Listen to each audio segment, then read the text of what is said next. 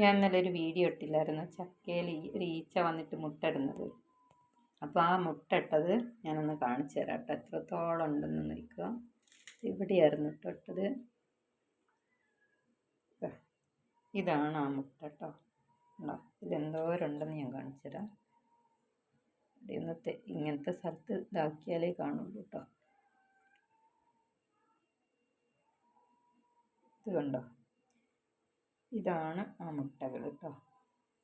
ഇവിടെ എത്ര മുട്ടകളുണ്ടെന്ന് നോക്കി. ഇതാണ് ഈ പുഴുവായിട്ട് ഇതിൻ്റെ ഈ ചക്കപ്പഴത്തിൻ്റെ ഉള്ളിൽ ഇവിടെ കിടന്നിട്ട്, ഇവിടെ ഇതിൻ്റെ ഉള്ളിൽ ഇങ്ങനെ കിടന്നിട്ട് അത് വിരിഞ്ഞ് പുഴു. അതായത് നമ്മുടെ ഈ ചക്ക ഉപയോഗിക്കാണ്ട് ഇങ്ങനെ വെച്ചാൽ അത് അവിടെ കിടന്നിട്ട് ഇങ്ങനെ വിരിഞ്ഞ് ഒരു പുഴുവായിട്ട് മാറും കേട്ടോ. അത് കണ്ടോ, അങ്ങനെയാണ് ഈ മാങ്ങയിലൊക്കെ ഇങ്ങനെ ഉണ്ടാവും കേട്ടോ. അതാ എന്തോരം മുട്ടകളുണ്ടെന്ന് നോക്ക്. അയ്യോ കണ്ട, പൊട്ടിക്കണ്ട, ഉണ്ടോ, അത്രയും മുട്ടകളുണ്ട്. ഇതൊന്നും അല്ല, ഇനിയും അതിൻ്റെ ഉള്ളിലുണ്ട് കേട്ടോ.